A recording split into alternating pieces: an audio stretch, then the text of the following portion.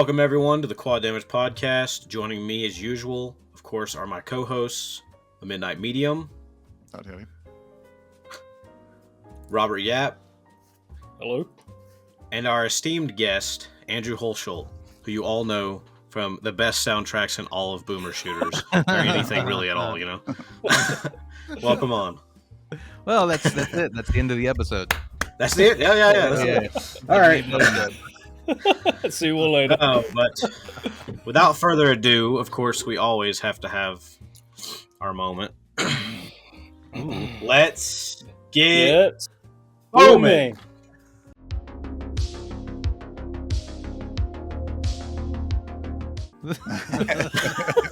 Like I've seen words. I always love it though because like it doesn't matter if it's me pulling out a drink with a cigar or drinking whiskey or pulling out Nerf guns. Every time the guest is thrown off completely, and I love it every single time. Only As long one as you're guest, just I pulling think. out like Nerf guns or something else, and not. Never mind. I think only Modern Vintage Gamer actually kind of expected it because as soon as we said it, Yeah. he said, "Let's get booming," like he knew what this catchphrase was. Well, But I think he said that he actually watches the show quite a bit. Yeah, he did say at the beginning, big fan to the audience when we were recording. So I was like, holy crap, really? Modern Vintage Gamer watched this? It was like, yeah, I was watching your G-Man episode. Okay, it's nice.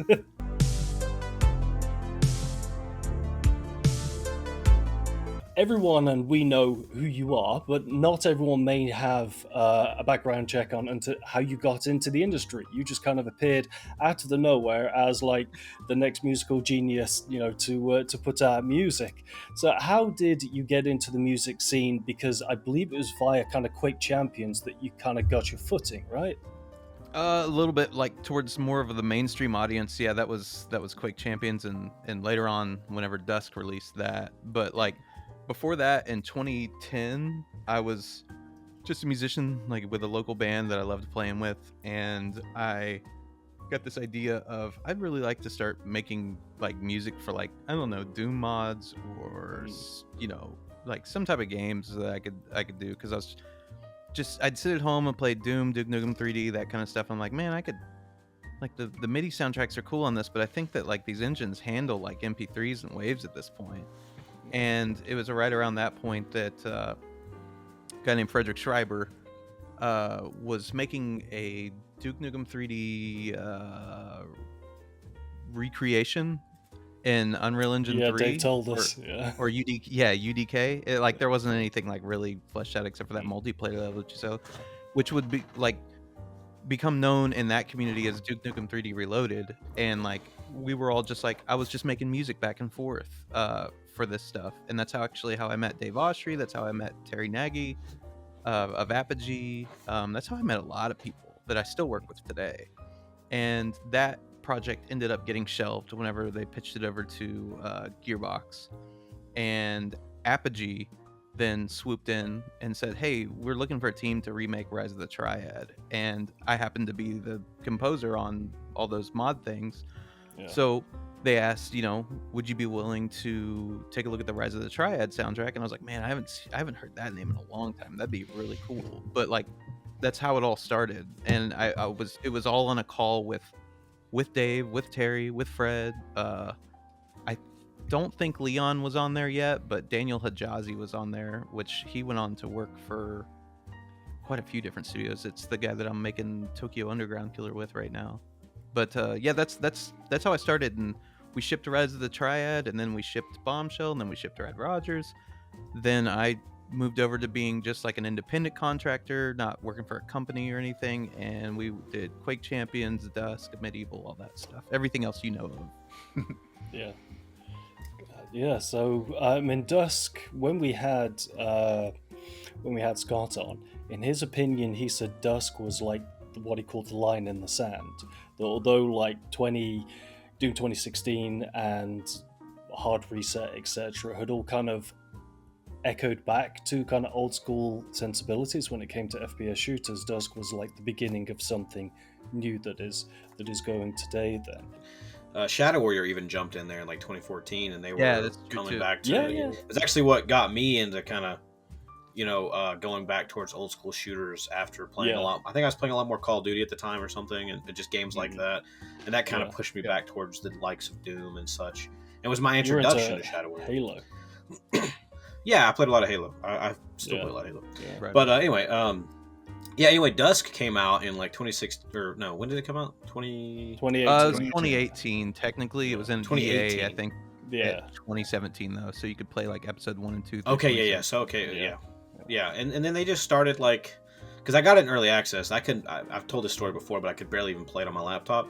But I remember when Dusk was coming out, and they did that trailer, and it was like Doom, Quake, Blood, and it was just heavy metal, badass, like flying in the air, blah, blah, blah, and I was like, I gotta fucking have that. Like, that's awesome. I gotta have that. Like, that's great, you know? that and worked. Then, I mean, I think Dusk was just like that. It was the pioneer for the boomer shooter subgenre that we now have to this day. Like, if it wasn't for Dusk, it probably wouldn't exist. Maybe it would have made it there at some point, but Dusk was the catalyst for every bit of what we have to this day.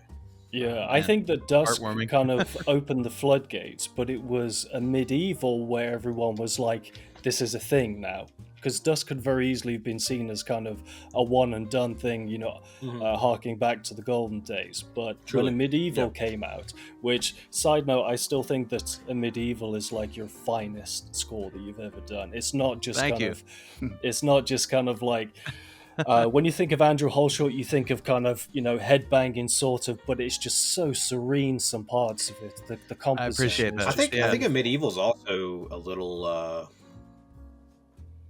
maybe, I don't know if underrated is the right word, but it's a little overlooked now for it's a fantasy shooter. Yeah, it's a fantasy shooter, so it's a little harder to like drive it into a market just based on that. But like, it still definitely did.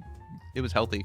For sure. Oh yeah. I actually really want to play the VR version too. It just looks. That's fun, man. Like, oh, dude. Yeah, so my friend, my best friend, Jason Bates, he got a hold of me like 3 days after that came out. He was like, I didn't realize that you worked on something on VR. I was like, well, I didn't. Like, a company helped us. I was like, all my music was already in there. I was like, but here, I'll get you a code. He's like, I already bought it. I was like, oh, okay. Like, he was just looking for VR content.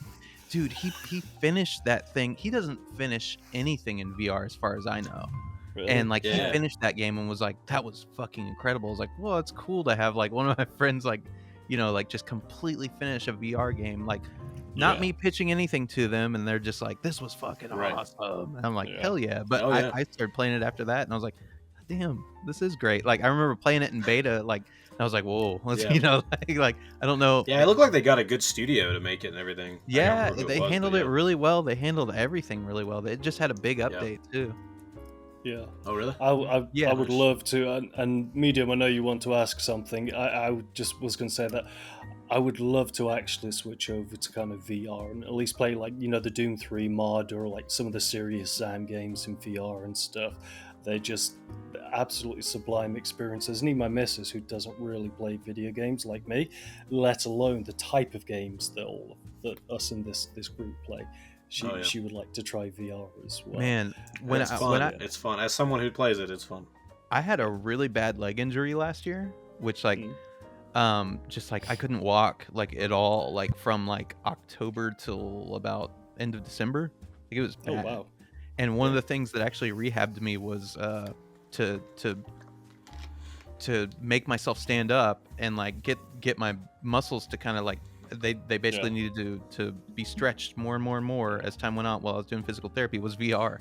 That helped me more than anything else. It's kind of crazy. That's nice. Like my physical therapist was like, what are you doing? I was like, playing VR for 3 and 4 hours a night. They're like, you can keep a headset on that long? I was like, I don't get motion sickness. They're like, okay, well, that's working. Keep going. Yeah. Actually, it helps a lot of people get just exercise in general. Yeah. I mean, you can be pretty active. There's sports games on there. Like boxing's a workout on there, man. Mm-hmm. It's fun, but it's a workout. So. Oh, yeah. I'm sure Peloton probably has an app or something that if they don't, they'll probably make one. So they can do for something. Sure. Yeah. Yeah. Uh-huh.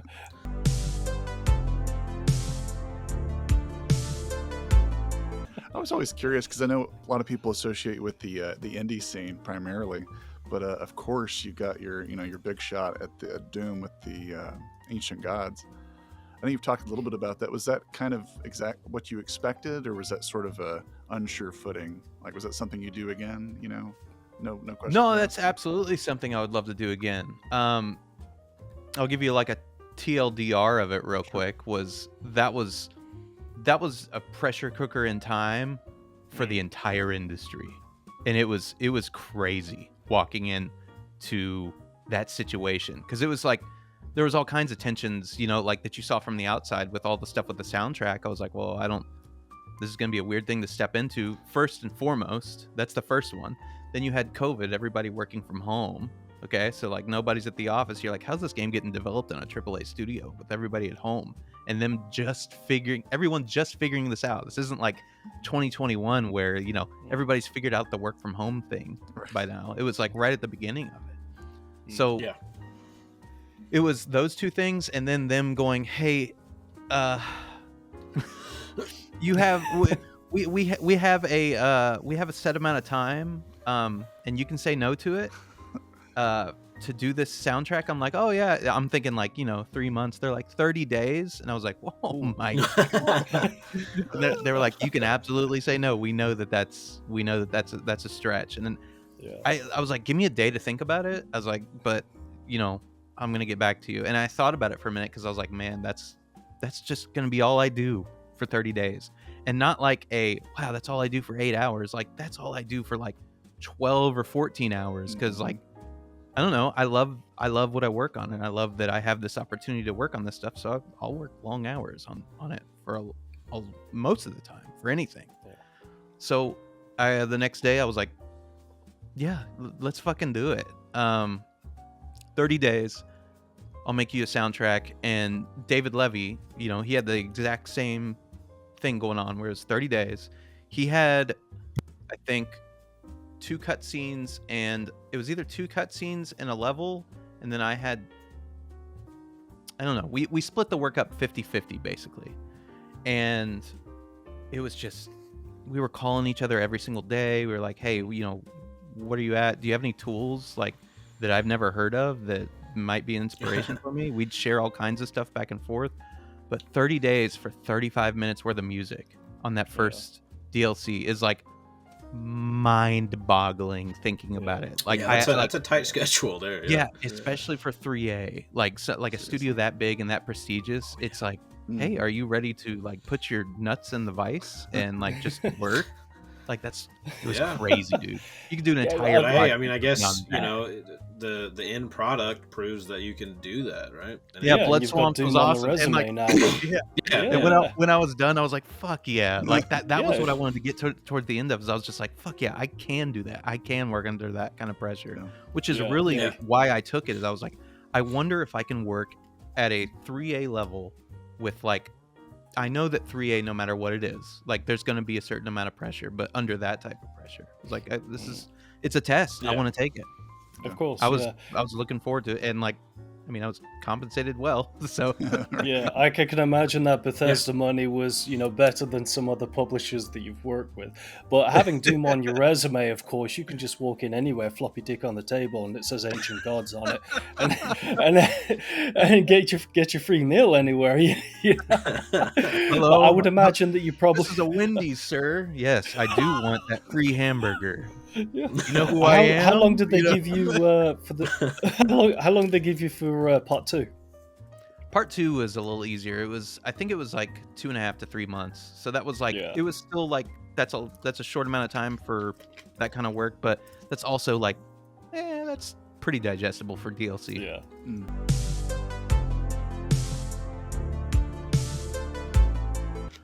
That's a great question. I don't know. If I could do things one at a time rather than like, hey, you're working on A and B, yeah, sure. But if it was working on A, B, and C, like that's how people burn out. That's how people destroy their careers, honestly. Yeah, and I've seen it over and over and over again with contractors who are like, yeah, I work 3A and I make great money and look at these nice things. And also I am a train wreck in my own mental state. And I'm like, man, you gotta, like, you can't have everything, dude. Just enjoy your work. Yeah. Take one thing and then learn to like to live like that. It's like, Yeah. But I know like, that. I think I could balance two.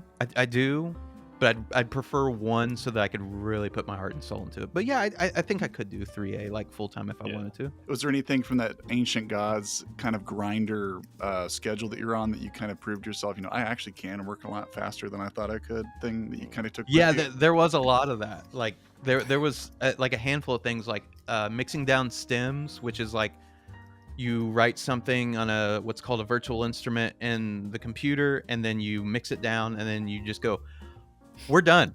That's the take. Like being able to say I'm done and that's final, and being okay with not coming back to it is like, that was like a crash course. It was, you're done here. You have to move on. This is now what this is. You have to make something out of it.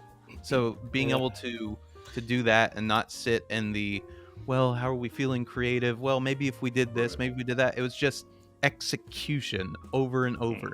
It was, if I don't feel like this is fucking good enough on the guitar, I'm not fucking playing it. And so it was like, all the way. Which, by the way, hey, like, am I okay with dropping F-bombs on here? Do say what you want, mate. Say what you want. Okay. Good. Our I audience think are that all probably grown-ass adults. Yeah. Well, no, I probably just looks pretty good, didn't know- on your resume to get other work course. within But that AAA does- industry, showing that work ethic of being able to Yeah. create soundtracks in 30 days and 3 months and these much more crunch time You periods don't want people typical. thinking though that just because Andrew can do it, it means that we can go to him Right. saying He wants this to do it every all the time. time. advertise Yeah. that Heads shit. up. But- yeah. I'm gonna ask a question that everyone's gonna want to know the answer to, even if it's out there publicly.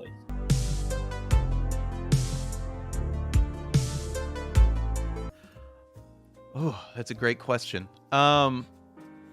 So that's like a mixture of like just the universe, just kind of like, nah, and also it's just business.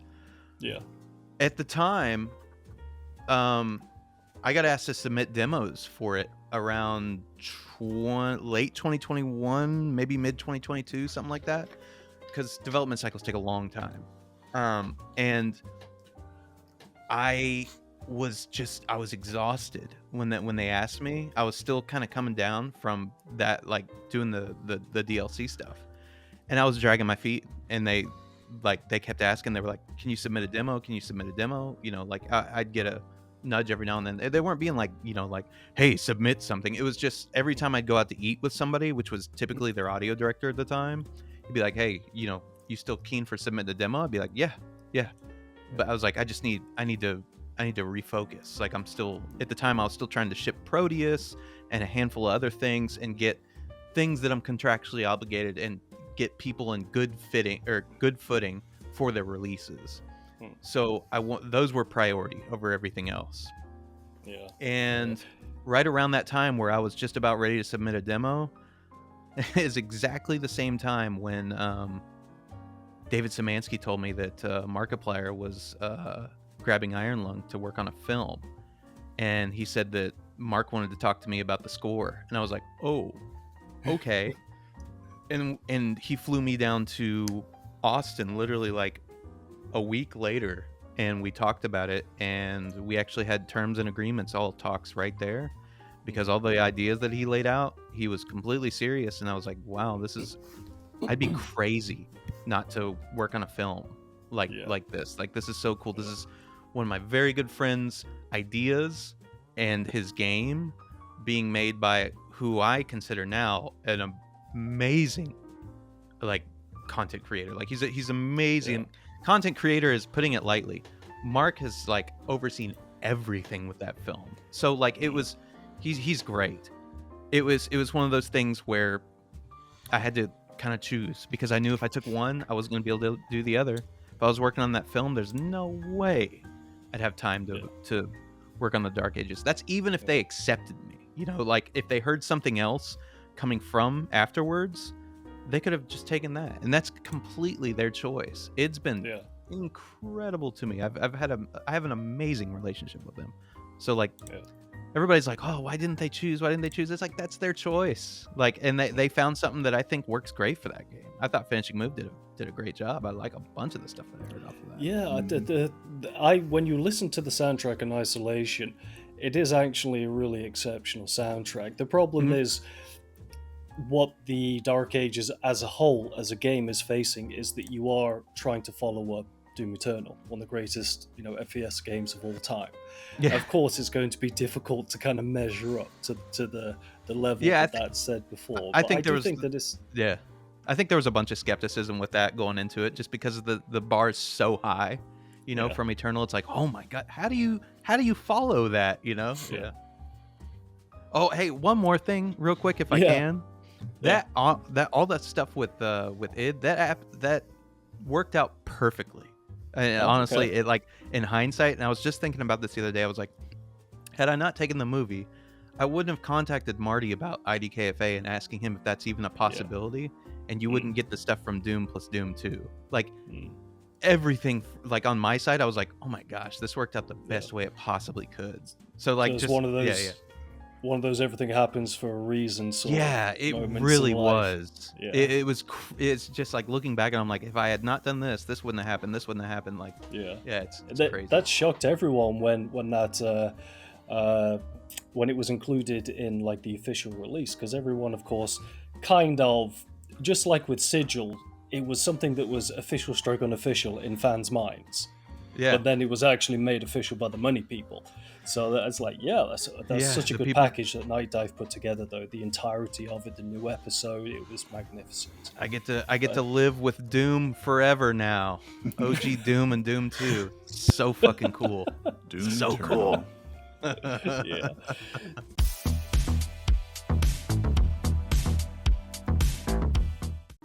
So, folks, it's time for our burning questions round. This is where we give our guest 5 minutes to answer 5 questions that we've generated from a random question generator, including the one-trick question that we added, which I never told Andrew about beforehand.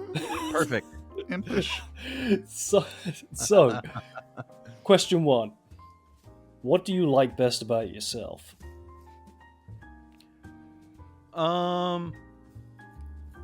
Oh, jeez. Being able to overcome obstacles and having good people around me, including my girlfriend, really help push me on that kind of stuff, on things I don't want to do or I don't think I can do. I'm reminded a lot that look at the things that you push through. So I guess having a good network of people really around me is. Is that a good answer? Yeah, it takes the village, right? And exactly, yes. Any answer that you give is a good answer because it's something that is personal to you, and you don't want to surround yourself with yes people all the time. You want people that love you enough to tell you when you're doing something wrong or lift you up when you're feeling down. Yeah, I definitely get my very shit important kicked in every now and then too. Yeah. So question 2. What do you like to do that's considered touristy? Oh, this is a weird one. Okay, you ready? Yeah. So, I like to go to like hotel bars and get a drink there. And I will pay the extra money to go get a drink at a hotel bar. Because there's just something about the ambience of like a nice big hotel that I can just walk around with this thing, like walk around with this glass of whiskey. Yeah. That I don't know. It's just it's a thing of like my mind. I don't even drink that much anymore, but whenever I'm at a hotel or like at a convention, I'm like, I have to go find this hotel bar and have one drink there. And I think that stems back all the way from like the first QuakeCon I attended in like 2011 when we were showing Rise of the Triad. Like that was in itself like such a life-altering experience for me that entire weekend. That like I think I associate it with that. It feels like good vibes. It feels like I'm resetting somehow. I don't know. Yeah. It's just big open space.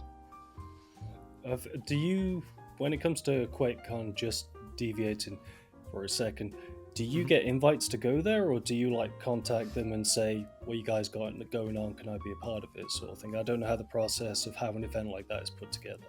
If I'm working on anything with them, like, I mean, we'll communicate back and forth on stuff that like I need to be there for. But like, it's literally 30 minutes away from me every year, so I just zip up the road and I'm like, yeah, I'm gonna go hang out at QuakeCon for like 3 or 4 days just to see all the Yeah. people I only get to see like once a year. Nice. It feels like a huge recharge for me. Yeah. Like it's just like yeah, it's like, you know, it's interacting with a bunch of people that I don't get to see because I'm a hermit crab. Sorry, I got a bad. I've been sucking too much dick. Right. Oh my god, Yeah. this is going to be like, why did you say that? So, question 3: what's the story behind your last rant? My last rant. I think my last rant was about AI, which was a company sending me an email stating that they had tools that they were willing to give me if I would show on my YouTube channel and on social media that they help you mix. And it's just like, if everyone uses this, all the mixes sound the same. You do realize that that's how this works, right? It's machine learning also. It's not fucking AI. It's just being trained over and over again. But yeah, that was my last rant, I think, on social, where I was just like, this is garbage. Like, there's some tools out there that are useful for beginners that like Isotope makes that are great, where it'll give you like a ballpark. It'll assist your entire mix and give you a really neat little ballpark with a bunch of presets that suck. But like they suck to anybody who's like worked on it long enough. But like to a beginner, they're like, oh, that made some interesting decisions, and you learn what to do because everything that it makes there like breaks your mix. So like you're like, how do I fix this and how do I fix that? Those are cool. What's not cool is just, you know, I'm gonna submit my wave file and just make it gooder. Like that's lazy and dumb. Yeah, that was my last rant. That was your last. I mean, rant. stuff like that, and then just games using AI art. Oh, that's ridiculous. Or stealing someone else's art, I guess. Oh, hey, that's happening now. Yeah. Hey. Have you ever found Have you ever heard riffs of yours in another game or something? You'd be like, motherfuckers, you took that without my consent. Oh, I've got a great attorney. Get him. Yeah. So, question Try 4. Bring it on, bitch. What technology advance are you looking forward to in the future? Coming off that question. I'm looking forward to seeing how, whenever all the shit settles with this stuff, how it actually turns into useful tools. Because I do feel like there will be a spot for it. It's big enough. Machine learning is a big enough deal. It has been for 30 years at this point. It's just now become a thing where, you know, everyday people know what it is. But machine learning's been around for forever. I'm interested to see whenever some actual tools that people can use on a day-to-day basis, where it's not predatory and like just scraping a bunch of data of hardworking people, where it can actually be used in good ways, like what I was just saying with the whole like it basically breaks your stuff, and then you figure out using the tool how to make things better, and you learn how to do things like compression and EQ correctly.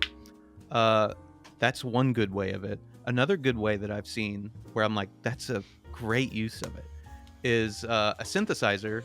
I think it's called Synthopia or something. Or I can't remember, but it's a synthesizer that you feed it in a sound of a synth or a sound of anything that you're looking for, like a synthesizer. You're like, I really like this, and then it uses the settings, the very basic settings on a synthesizer, a 2 oscillator synthesizer, to try and get somewhere in the ballpark, to get you somewhere where you can kind of get close to that noise. I'm like, that's a cool way to show people how to use synthesizers. Is like, instead of them sitting there with the LFO like, the fuck does this do and what does my filter do, what am I even doing here, it shows you what it's doing and how it's doing it, which is then going to take, if you're inspired by it, you're going to learn what all it's doing and then just make your own shit. Because nobody wants to be a copy artist forever. Mm-hmm. Well, at least nobody I know. The world needs more synthesizers. I don't think anyone. So. Yeah. But I like useful tools with that. I think will show up in the next 5 to 10 years. I think that'll be cool. But also that, and let's get rid of cancer. Like that's way more noble, right? This is true. That needs to go away. Yeah. Use it for the benefit of humanity. Where we can. So the final question then: Where do you think you'd be if Dusk hadn't come out? Ooh. Jeez, I was pretty strapped on money at that point. I don't know. Not in a great place, probably. I was really battling a lot of pressures, because I was still holding a job during the day while I was working on Dusk and doing 8-10 hours there just to keep insurance, to pay for the mortgage, do all that kind of stuff, right? And you got to do that for years. And I was getting to a point at that. This is a little deep. I was getting to a point during Dust development with that, and right into Quake Champions, where I was going, man, I can't do both of these forever. I was having like mental breakdowns in the back of the stock room of where I was working, just because I was like, I have all these ideas and I can't get them out, and it's killing me because I'm here.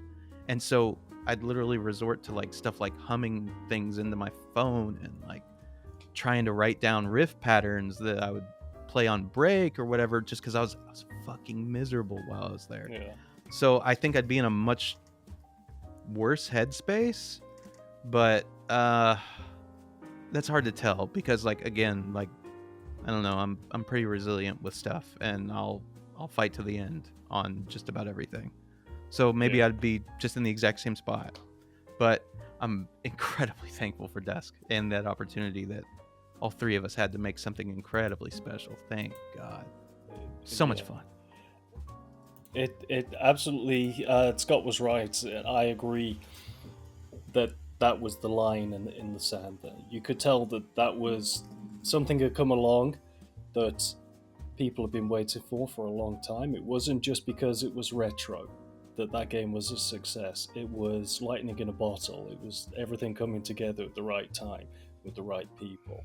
And then, as I mentioned before, a medieval established to me, in my mind, that this was a new thing and that this was what I was going to play. So, and I've said it before, your name, when we first started this podcast, you put down your list of all the dream people, and of course our little podcast that no one knows about, Andrew Hulshult's not going to come on our goddamn show. we're yeah, I will. Nobodies. And your name was one of like the dream names on there, along with Dave Oshry and stuff. Oh, hell yeah. Yeah, so for us, what you guys have done is essentially enabled what we are able to do. So I'm glad that Dusk came out, because the four of us would not be here speaking at this moment in time. And I love to hear that. True. Yeah, and I'm glad that it came out because of the monumental effect that it had. I know that Xbox doesn't know what Dusk is and stuff. They think it's just something. Dave told us, but for us in our niche, it was a ground-shaking moment. It really was. If it wasn't for myself and Robert lurking around on Yak Show's streams, we never would have met each other, which would have never even began the conversation that Robert had with me, and then Medium wouldn't have been involved with that, and so on and so on. And now we're here. We've talked to Scott Miller. We have you on. We've had Dave on, and so many more people and developers and whatever. It's kind of just a lot of times it's kind of mind blowing. It just comes down to things that you love, man, and how much time you're willing to put into that kind of stuff. Like, you guys love this, clearly, for sure. and you're willing to put the time in. And working with Dave and David, I call them my two Daves, was like, I don't know, we all shared a vision. Like, it's really, I equate it to writing a record with a band, because you're gonna fight with them and you're gonna fight over ideas, but in the end, you all love exactly what you're doing, and the end product speaks for itself. And we just felt it all the way through. It was a great development cycle. Like, I'd do it a million times over. Like, yeah, there was moments where it was, oh, Jesus Christ, like, I just need a moment away from, like, like talking about LD and trying to go through this and, hey, how should this flow and that kind of stuff, like having those conversations. But every time that someone was like this, someone else had an idea, because we really wanted to see that. We wanted to see this type of game that we grew up with, that we remember. We wanted to see it come back to life. So it's amazing to hear y'all like talk about it in that way. Like, that's so fucking heartwarming. For sure.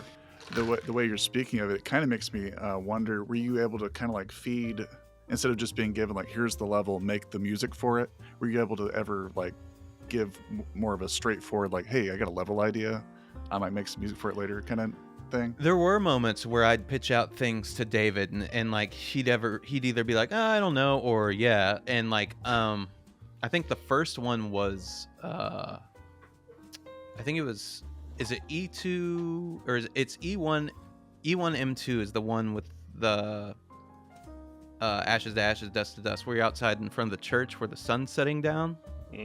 You know the red door to the that falls out from under you, where you fall down like 1,000 feet whenever you go press it. Well, whenever you come down, it's kind of a homage to Doom. Doom's E1, it's E1 M2 in Doom, where you have the two tall pillars whenever you come down that elevator with two imps on the side and the two hallways in front of you and the switch in the middle.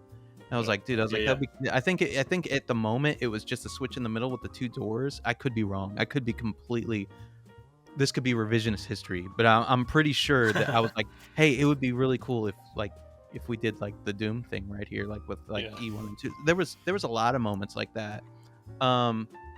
The big blood tornado map in Dusk, forgive me, like I don't even remember song titles of my own sometimes. The part where you actually go underneath that map, David couldn't figure out what to do for forever on that. He was having a lot of trouble. At one point it was just rows and rows and rows of like these big Greek pillars that were big spirals, and it just like, he was like, I don't know what to do. And he sat there for probably like 3 or 4 weeks, and I would just go back and forth, and I was like, man, you're stuck on this, let me just write you some music. And I did, and I think that ended up helping him a little bit, and also talking through a few things with him. Is there's this place in Dallas that's like this little church in the middle of Dallas. I can't remember if it's a church or if it's a synagogue, whatever. It's got this spiral staircase that has like all these colors on it, and I remember seeing it and being like, you should put that somewhere. And I said it in a meeting, which is you just don't do with a developer when their publisher is on that meeting, because if the publisher goes, yeah, then the developer's like, you got to say it to him like over the side, be like, hey, do you think this is a good idea, and is it feasible? But like, it was like, I'm pretty sure that's how that went. Is I was like, hey, these stairs are kind of neat, like it would be cool if you could find a way to do that, but I think that idea and that music kind of started helping him shape things for where that map went, which that turned out to be one of kind of a standout map for me. It's like the 3rd episode's 4th map, I think, because it felt like that's when it felt like we're gonna finish this game. Like it before that, it was, oh my gosh, we got to get these ideas together. We have like 4 or 5 more maps, and I still need to finish all this music. Speaking of how the music, it's such a fun game. It's just a good game all around. I feel like the design, the gunplay, the music, everything just complements each other. It's one of those rare occasions where everything just kind of flows together really well. Super rare development cycle, man. Everything just worked.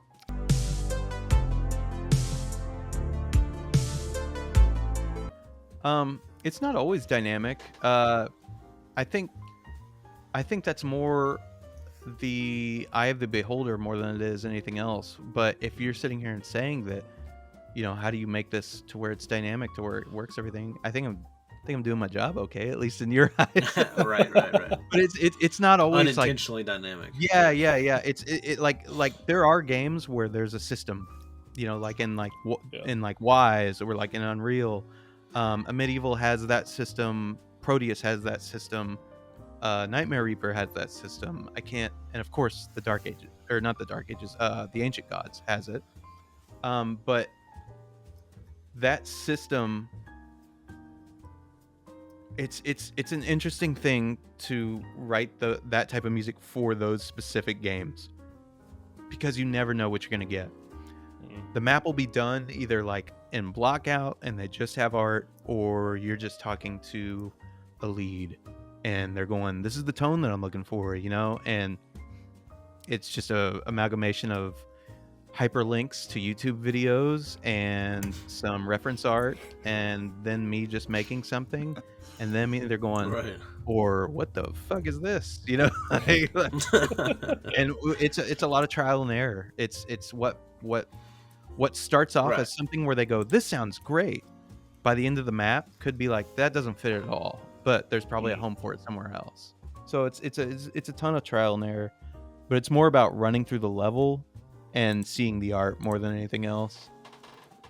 Like even talking to a lead, that comes secondary, honestly. Like I could just run through a level and see the art and make something on my own, but like if there's some type of tone that's supposed to be set where like your character's supposed to be, you know, in peril, you know, or something, you know, some shit going on that you should be aware of at this point, that's when the lead comes into play, because it's not directly affecting Is the there art.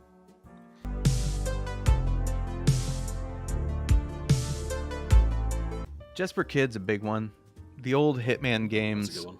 Yeah, he's a big one. Like the old Hitman games are just, I don't know how else to describe it other than like it sounds like it's written for like a serial killer. Like it's real. Like, hey, if you made music in Limbo, this is what it would sound like. It's real, like gray and like it. Well, yeah, there's some electronic like instruments in there. It still feels not pleasant, and I love that. It's like eerie. Like I don't know if I want to say ethereal, but it's like it's very. There's an atmosphere to it. Yeah. There's a big gray atmosphere in front of everything that you're hearing. Mm-hmm. He's really good at that. Mhm. Of course, you've got, you know, the Bobby Prince and Lee Jackson are big ones, of course. Mick was a big one for me, getting in to the industry at first with his Killer Instinct soundtrack. That really opened a couple. That was a hell of a couple things reinvention in my head when I was doing the Bombshell soundtrack. I was like, huh, that's interesting choices. Like that really like that's exactly where I would have taken anything I was working on. Like it was kind of weird on some of those, because I was like, that sounds like something that I would have made, like had I just sat in a room and done something like that. But the production was, you know, off the charts. That guy's super talented. As far as games, like Doom, Duke Nukem, Mortal Kombat, early Tony Hawk Pro Skater soundtracks, because like that's how I got into Motorhead as a kid. Like that was the first introduction to Motorhead. R.I.P. Lemmy. Yeah, I know, right? I know. So cool that they had Hunter at his funeral. That was awesome. Hexen, Heretic, the Elder Scrolls soundtracks, and believe it or not, like Minecraft. I really love the Minecraft soundtrack. Unreal Tournament, Quake. Did you know that in Doom, was it Eternal? Mhm. I think it was in Doom Eternal, that they take that quote. What's the name of the movie? I forget the name of the movie, but it's where they say Lemmy is God or whatever. Yeah. It's in there. Doom Eternal. I was like, it's amazing. If you stay wait there long enough at the hologram, that was pretty cool. That's awesome. Have you ever spoken with or met Mick Gordon? I've spoken with him. I had a hour and a half long conversation on Skype in like 2013, 2014, where we just talked for a long time. He was originally going to work with me on IDKFA, but like I imagine, like, you know, with the schedules and stuff on 2016, like that's already a lot. And he was like, he's like, I'll write some guitar riffs and stuff like that. And it just, we lost touch after that, and it never materialized. But I mean, like, that's fine. We got the 2016 soundtrack out of that. Like, that's totally cool. It's possibly his most famous one. I would say culturally anyway. In my opinion, Doom Eternal is his best one, but I think Doom is the one that's kind of etched in people's minds because it hits it's very like, against the like a grain. storm. Yeah, it's very against the grain. That's what I enjoy about it. He hasn't really done much when it comes to game soundtracks as of late. I mean, other than I think he worked on Atomic Heart Atomic Yeah, he Heart, did yes. one Um, song for them. I think Yeah, he's working on. Titanfall. I think he's working with some X-id guys right now on a shooter that's like kind of like what were we talking about before we started? It feels like from the trailer stuff, it feels like a Dread game. Hmm. Yeah. So I'm Yeah, actually I know looking what you're forward to talking that about. one. It's the Is big it cyberpunk that game thing. Routine?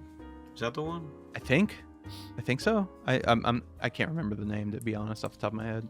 Which I feel like an That asshole. sounds 'cause right. Emmanuel's the studio Yeah. lead there. I've met him. But that's another case of, hey, No, best that's friend, the old one. forgot the That's name the of your old game that you're making. game You know? catalog refound. Nice to see you. Right. Yeah. Yeah. I think when Oh the yeah, no, I ancient- think that is right. Yeah. when you were and David were announced for the ancient guards part 1 and 2, and Mhm. Mick was not returning. We don't obviously want to go into his personal business with issues that he had with Bethesda at the time. I think a lot of people were wondering if kind of he would reach out to you or something and kind of give you his blessing or something like that. So I'm perfectly happy to cut asking this question out of the podcast. But No, it's fine. Did he reach out to you in any way, or was he restricted to by NDAs or something like that? No, I don't think there's any restriction or anything like that. No, he never reached out. He did make a cheeky tweet though, like whenever it was me that was announced. But I think like Yeah. after like 24 hours, like I think he deleted it. But it was Yeah. I was kind of like, oh, like they were like, it was something like somebody tagged.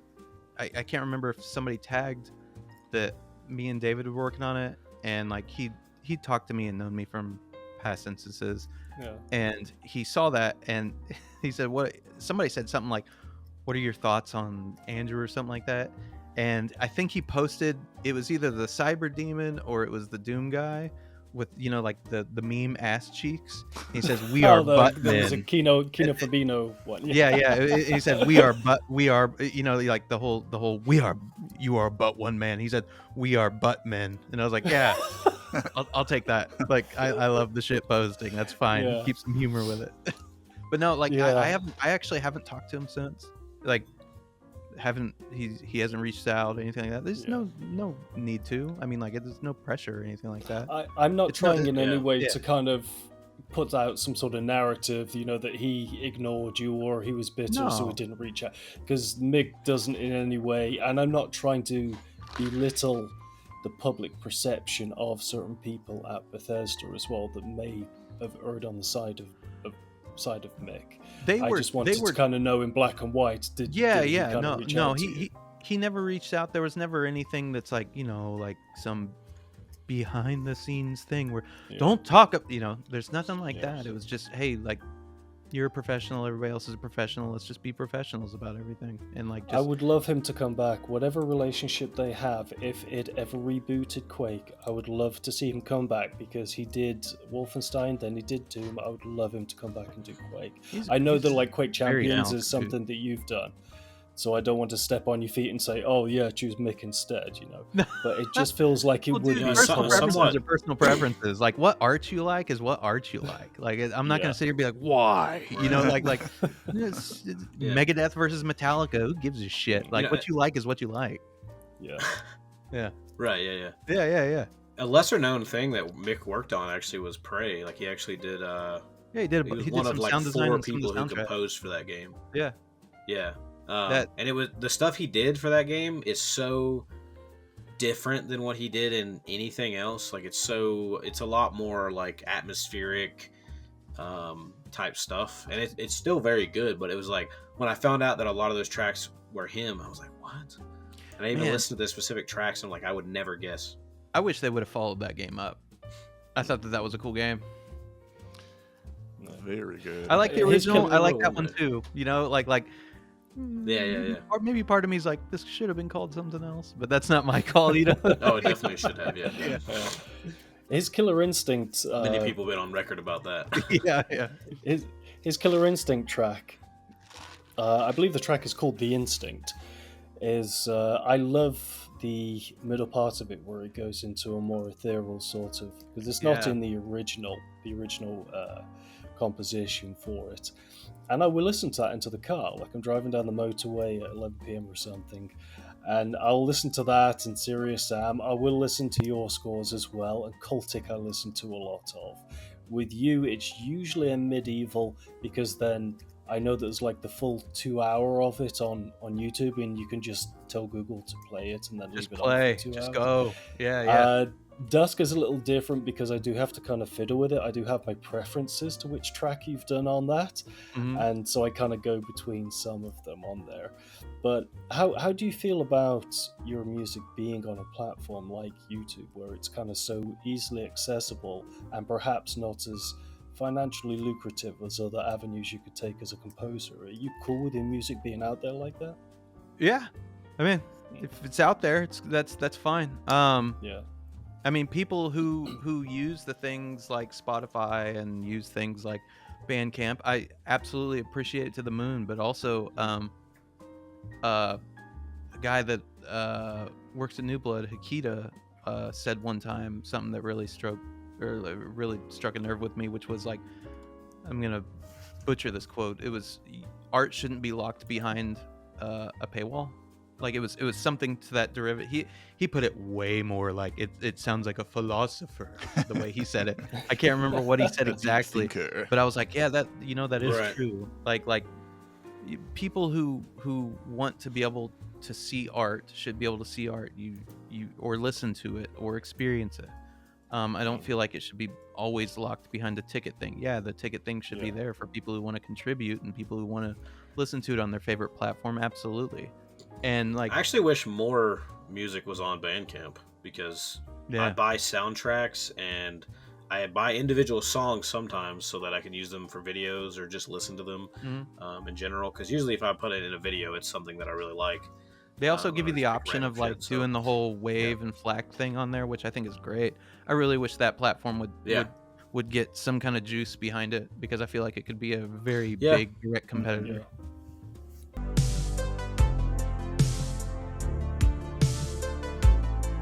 Is there a piece of music that you've made where it dramatically changed during the course of things? And I'm not talking in terms of you having to kind of put your head down for like the ancient gods and you've got a time frame in which you've got to do this, but where the ending of it was not the intended end when you first started out.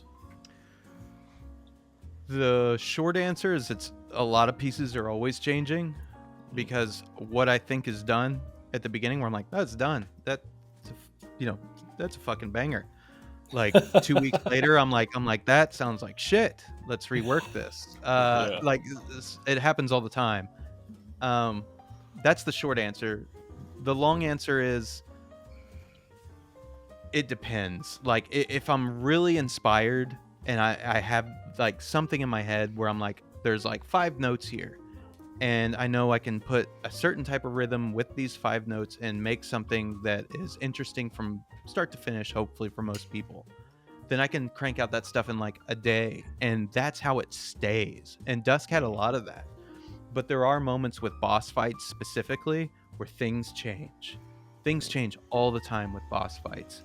And depending on the pacing of the boss fight, depending on how well the game is like building, like in terms of tension to that fight, those will change a lot. Like there's plenty of pieces that I threw just away in a medieval for boss fights. I know that probably pains you to hear. You're like, why didn't you just save them for the soundtrack, you motherfucker? But there's a lot of ideas where I was just like, no, not big and crazy enough. Boss fights are a big one.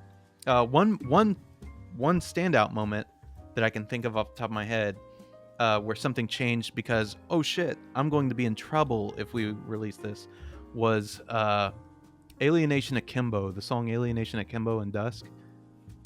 If you listen to it, it kind of has sounds like it could almost fall into the song Dark Halls in Doom. That's because before it initially did on accident. I was like, oh, this is just fucking Dark Halls. And the song was done. And I was like, oh, fuck. Okay, we need to change a couple things around. And it sounded so good that way. but it sounded so good because Bobby Prince wrote that shit. You know, like it's been drilled into my head.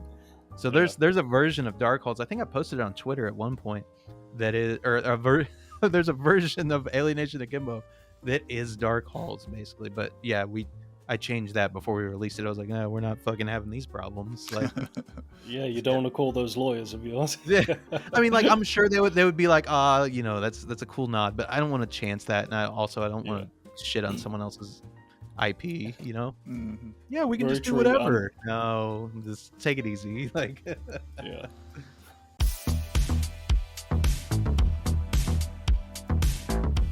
All right, guys, it's high time that we put the screws to Mr. Hulshult here with the hard-hitting questions the public really wants to know. oh no. So we've got 2 heavy hitters. Okay. Yeah, Yeah. we'll see. You can be the judge of that. Okay. I'm building this up really big. I want you to feel the burn. You're probably going to feel a light sizzle, and that's it. But all right, so we got Ruby Ranger over here on Blue Sky, and he asks a pretty good one. He said, if you had the opportunity to go back in time and make the score to any game of your choice, what would it be? I'd opt not to. Also, hi Ruby Ranger. I talk to them back and forth on Twitter every now and then. I wouldn't do it because everything that I would want to go back and change is something that's inspired me for what I'm doing today, and I'd be fucking with the past, which would then screw with my inspirations today. It's like, what, are you inspired by yourself? Are you a psychopath? You know. I understand the idea behind the question though. I'll give you an answer. Probably the original. No, I'd say Hitman Blood Money. If money wasn't an option. Nice. You know, like if it was just like, yeah, just, you know, we're just gonna IDOS this up. John Romero IDOS this up and give you $20 million to go hire a symphony and do whatever you want.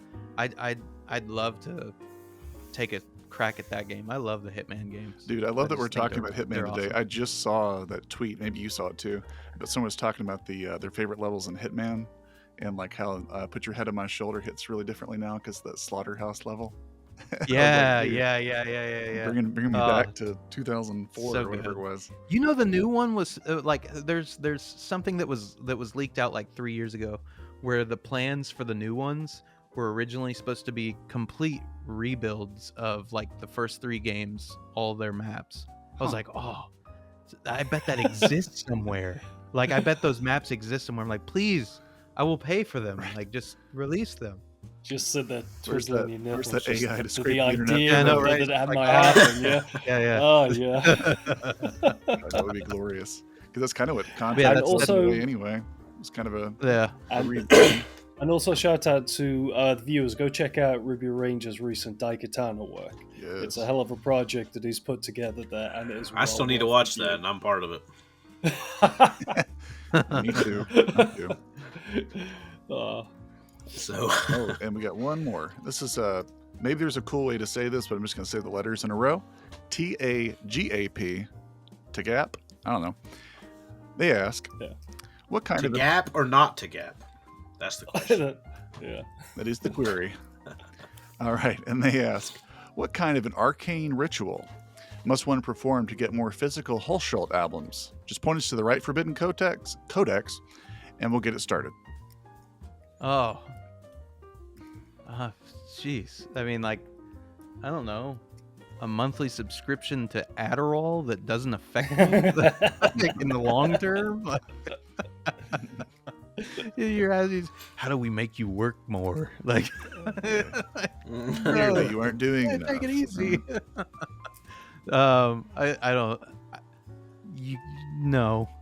it's workload. It comes down to workload, basically. Polite Yeah. pass. That makes me think of how the like 30-minute break and the egregious consumption of coffee in our society now, how that came about with like employers were like, if we give them like 15 to 30 coffee minutes to drink a little bit of uppers. coffee, their production levels go up. Yeah. Wow. And then everybody built an addiction that they can't get rid of. All we gotta do is And feed this guy uppers. Yeah. yeah, and then their production quality on their job doesn't increase because they just hit a moment where like they can't live without coffee, so they're like, Yeah. And now I'm it's not just alive. passed- Hold on, now- I need it. Now it's just passed on and passed on and passed. All right, now I'm just normal. Now I'm just Mm. normal. Yeah. I don't even Yeah. have any extra energy. I gotta go on a That'll be how whole we just evolve. Is like rehab. caffeine will just be something that we don't even need coffee for. It just our body makes it for us. Like for Yeah, you just press a Yeah. button on your That nipples would and be it just great, yeah, inserts it yeah. into your bloodstream. you said it, brother. You wouldn't not have me. to boil the kettle at 10 o'clock at night like I Hey, do drinking listen. coffee. That's what I did during Rise of I the drink Triad, except probably it more always had caffeine than I whiskey in it. should. Yeah. I drink more caffeine than I probably should, and I actually last year I went 3 months without drinking even a drop of caffeine, That sounds and that's painful. when I truly understood the power and the curse that is caffeine, because it's probably one of the worst drugs out there, and I still consume it every single day. Just a heads up, but it's hardcore though, because it's like those 3 months was like that whole thing was this detoxing from caffeine. Mhm. And when it was all gone, and I was just like, wow, okay, I'm more concentrated, more clear-headed, and like if I do get like for instance, the first time I had caffeine after 3 months, it was like I just shot adrenaline into my arm. You know what I mean? Like I Yeah, was just like, It's was, interesting like, you say that, insane. because like I have been thinking about doing that recently, because like oh, it sucks. I would do that. Well, I would do that about once every like year and a half, 2 years, where there would be like just a month or like a couple months where it would just be nothing, and like you are way more focused. But the problem is the moment that you're just like, man, I'm not feeling it today, and you have a coffee, it works way too well. Like at that Yeah, it point, works too well. Yeah. And then you start drinking it again, and then you Yeah, get back yeah, into the yeah. same cycle. It's, I mean, It's- that's the issue with it. I mean, I guess drug that's any addiction kind of mentality. substance you can get addicted to, but yeah, it's on every street corner. Yeah. coffee's not crack, but it's still pretty bad for you. sometimes. You're a stronger man than I am. I've never abstained from anything other than probably sex, and that's just because of my missus. Yeah. It's Involved involuntary in there. abstinence. He's from like, my that side. wasn't even by choice. Yeah. No, you It's just- you Oh, you shit. try your luck. You try your Gonna- luck, and Gonna self-edit that one out. It's gonna She be a quick hates cut. it. They're like, ha ha, we're all laughing, and then just the next topic. Hey, by the way, like, very much appreciate that you like the medieval soundtrack so much. That's so cool. Like, I love when people specifically point out that game, because it's such a different, Yeah.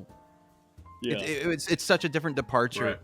On my work, but I really wanted that to like stand out, and Yeah. we worked really hard on that one. So thank you so much for listening, and yeah, I'm glad That's glad you like cool. it. It's I know everyone, when they think of you, there are certain titles that immediately come to mind: your Dusk and your Proteus and that sort of thing. Yeah, And perhaps to a smaller degree, kind of Nightmare Reaper.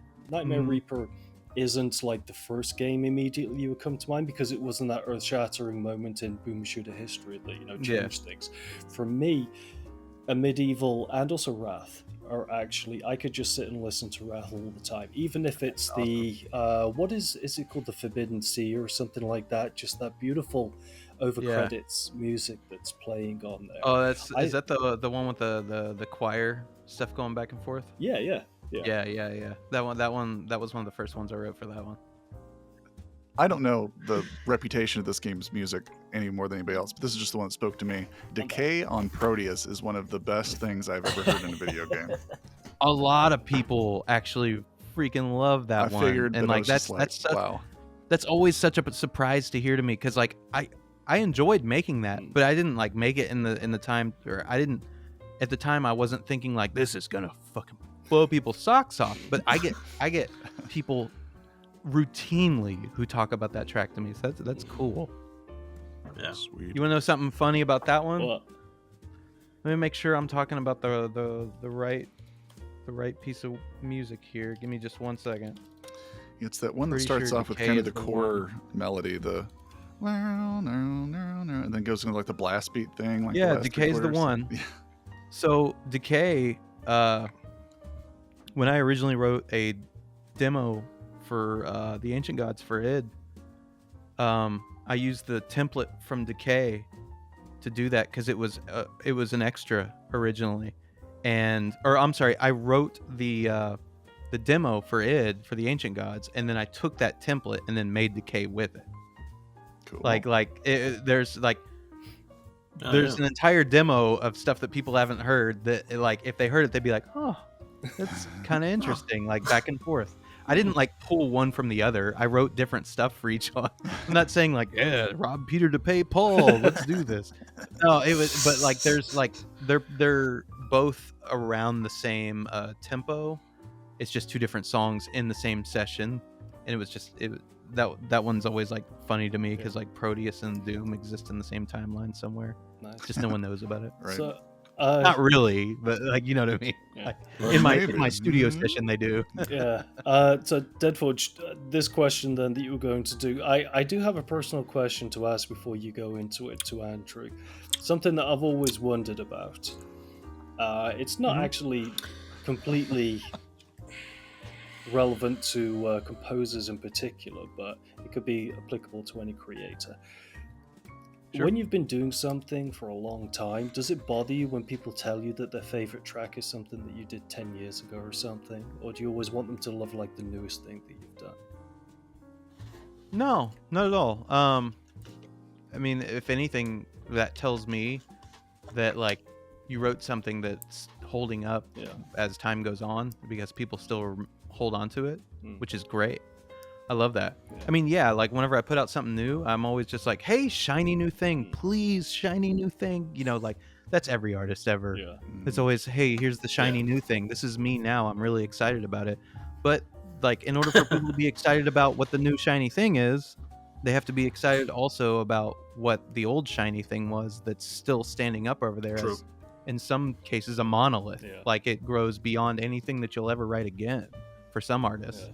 So yeah, like no, that doesn't bother me at all. Okay, cool. Because the example I always Yeah. think of is like someone like Martin Scorsese or someone where they always say, "Oh, you know, the movie that you made 30 years ago is my favorite of your movies," and the kind of, well, you know, I have done other things since then, sort of, you know, feeling that may arise Yeah, from it. I mean, I think that's the curse of being a master of your work. Yeah. Is you're gonna have something, but you know that could go for the new thing and the old thing. It's like there's always gonna be something that you made that somebody who loves what you made is gonna take, and that's gonna be the example for everything ever related to that they ever talk about. You know, Yeah, if I it's mean, like look this at- one score or this one movie or this one game that Yeah, really look at, impacted them at a certain point. Yeah. look at Metallica. Like everybody's like, wow, I really wish that you'd write something that was like Master of Puppets or Injustice for All again for the last like 25 years.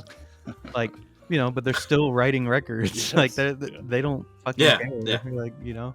Yeah.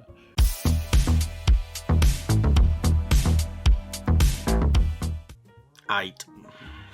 So, from our previous guest, Mhm. MVG, Modern Vintage Gamer, what is your most interesting chord progression? He's a musician as well, so we were surprised to hear that question. Examples.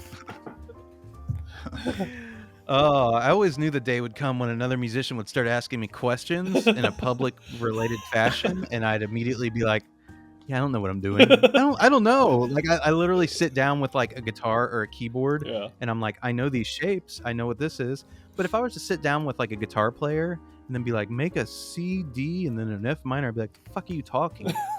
You know, like seriously, like everything I've ever written is all by ear and by what's just up here, Yeah. and it's just by feeling. Yeah. If it doesn't catch a vibe with me, I don't give a shit. I don't. Yeah, there's something absolutely. I should know, like, you know, all of my theory and stuff, and I have a very small basic knowledge about it, but it's nothing that I can sit here and be like, you know, I really like this progression of this, or my minor fifths, or I really like, you know, like the Lydian scale or stuff like that. I don't really have one. I like it. Yeah. I'm a phoney. I'm a faker. I have a friend I'm outed. who is one of those people who can like play literally any instrument he picks up, Mhm. and he plays everything by ear, all of it. Yeah. No matter if it's harmonica, trombone, guitar, drums, keyboard. I mean, this guy can play it all, and he's damn good too. Yeah, if you got an I'm ear like, how for do it, you do this? it's just like this natural thing, and like thankfully I think I have an ear for it. Like the public seems to think I have an ear for it, so that's cool. Oh, Andrew, but like, if it's I'm possible to glad not I can make a have- career off of it.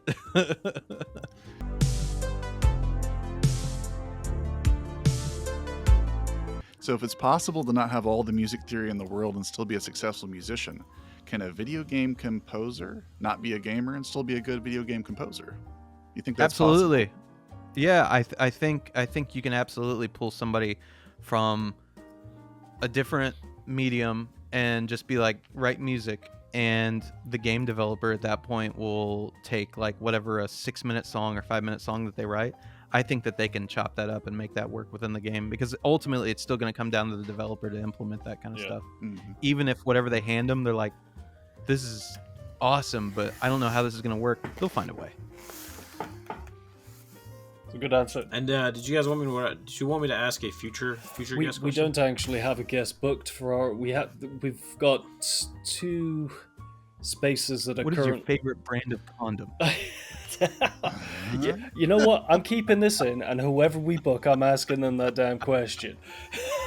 Hey, we're I'm doing it. Yeah. We've got Waterholic coming why not? on. 2 spaces free. Then Waterholic is coming back on because he's here to plug Total Chaos now. Sam's back. I've got a handful of things this year. I think that y'all will enjoy. I'll leave it at that. Okay. Yeah. It's gonna be a fun year. Yeah. Nice. I'm looking forward to it. Yeah. So there is one further question I want to ask. Then I guess before we head out. Oh, now we have another question. But- Nope, we're done. I'm kidding. Go ahead. He said, Yeah. So, we're done. I don't know what you're talking about. So Andrew, shout out 3 composers that you think deserve more attention. So I freeze. John S. Weekly. Yeah. Primeval. Yeah. He's great. Like he was Dread Templar, right? Yeah, he is. I'm playing through that right now. Yeah. Mhm. Yeah, he's great. Gosh, this is gonna sound weird. I don't have a ton of friends in like the composer realm. I kind of exist in my own little island. Yeah. How How do you feel about James Paddock? Yeah. No. Okay. There we go. Yeah. Sorry. That's one of the friends I see once a year at QuakeCon. James Paddock's awesome. Yeah. And like, I wish that he would work on more stuff that was like, he makes amazing stuff with like the OG like MIDI packs and stuff for everything. I'd love for him to grind out a little bit more and have the opportunity to work on something a little bit bigger and see what his scope could do there. Yeah. His work With on like supplies. maybe some more production value, because I know he did that record that was it was like, I think it was a solo record that he did, like where he just wanted to like do like the vocals and everything. Yeah. I was like, this is pretty fucking good. Like I would love to hear more of this, but like just give me big instrumentation for something for a game Yeah. for it. Yeah. You should come back if I can convince the 2 of them to join us. Come back and have like a composer's special episode. I'll just shit talk Jimmy the entire time. I'm, Just be like, I'm better at making MIDI than you, even though I don't make MIDI. and we would absolutely be here for it. We'd just sit back in the background with some popcorn. Yeah, I'd love to come back Who on, else talk is- to I Jimmy think- if you get him on. Other games then that have exceptional soundtracks, then I don't know them off by heart. Like Ion Fury, I think has an exceptional soundtrack.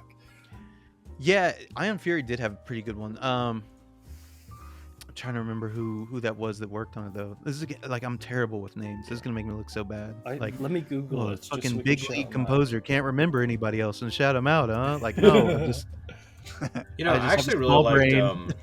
I really like Bulletstorm's soundtrack. Yeah. I don't know Who if did that any one? of you know much about Bulletstorm's soundtrack, but I actually really enjoyed it. Actually, had some moments of being like very like orchestral at times and very melodic, very like almost like something you would hear in a like Star Wars or something at times. You know who I would like to see It's like kinda odd, but it was good. make a little bit more of a like a, not a comeback, but like if he had the time to do something on like a bigger project, if somebody could hire him on like one of the bigger companies and give him a shot, would be Alexander Brandon and the other two guys that worked with him on like Deus Ex and UT and all that stuff.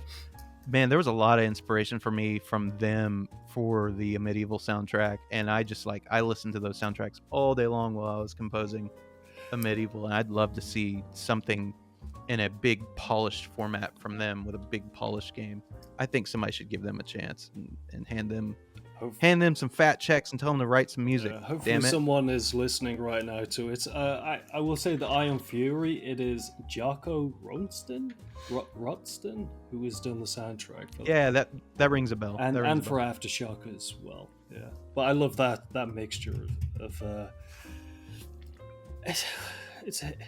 what genre is that? It's not synthy, it's kind of a mixture. It's certainly electronic. But yeah, so it's like Tracker. Yeah. Like I'd almost put that in the Tracker category. Yeah. I have no idea what Tracker is. Shows how much music. Like that. That's like what they used like for like the Unreal Tournament stuff, where it was like you have certain X amount of samples that you can use, and you have to like either pitch them down or pitch them up. Right. And that fits, I think, in that category. That soundtrack was built around that. Yeah. Nice. Yeah. Thanks everyone for joining us at the Quad Damage Podcast. I've been Robert, joined as usual by Deadforge and Midnight Medium, and joined for a very special guest on this occasion, Mr. Andrew Hulshult, the man, the myth, and the beard.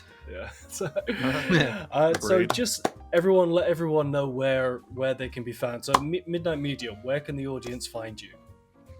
Yes, that can be found at the YouTubes at Midnight Medium, Patreon as well. And if you're feeling frisky, you can chat at me at a Midnight Medium on the Twatterverse. Nice. Deadforge, what about yourself? Of course, on X at Lord of the RPG, YouTube at Deadforge, Twitch at Deadforge. I'd never do anything on there, so I don't even know why I shouted. I don't even know why I said it. Why are you plugging it then? I do want to do streaming, so it's there. If you just want to go subscribe to it for no reason whatsoever. Patreon, of course, also Deadforge, and I think that's it. Yeah, as far as Mr. Hulshult, everyone probably already knows where to find you, but why don't you just roll off garbage can? Roll off for those who may not.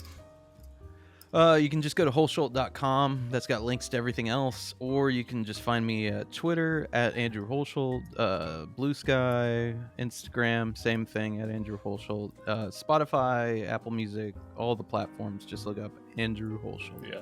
Or your favorite game that I've worked on.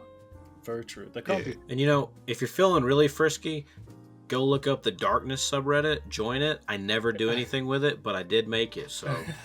Okay. It does exist. It's the only one on Reddit. So that doesn't sound shady at all. The Darkness. Get in before it's cool. Yeah. And in terms of the Quad Damage, it's for the game, The Darkness, Robert. Thank you. Okay, then thank you for. Well, it sounds like dark web trade, this drug is trade, money collection.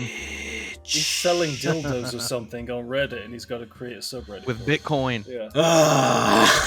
And for the Quad Damage. Okay, well, guess what? Hyaksho's part of it too, so. Yeah, but you know Hyaksho behind that smile is a sexual fiend. That man fucking. What's going on? He's there for it, okay? I don't know these people. Wait, how do you think that I got him to be part of that Quake and Doom video that we did? So anyway, the Quad Damage Podcast itself, that can be found on evidently YouTube. We can be found on the Quad Dam Podcast on x.com/Twitter, on Blue Sky at Quad Damage Podcast, on Reddit as well. And I discovered yesterday whilst listening to it that we're also on YouTube Music, apparently, because I listened to our Modern Vintage Gamer podcast on there whilst driving. And until next time... They auto-put us on YouTube Music? There you go. Do they just automatically put us on YouTube Music? I guess so. I had a look. Most distros do. Yeah. Quad Damage Podcast and just started playing. Yeah, I went to the archery course and suddenly our podcast was blasted through. I'm like, I didn't put YouTube on. It was YouTube Music. Deploy the cringe. It's And until next time... You know it. Keep on booming. Keep on booming.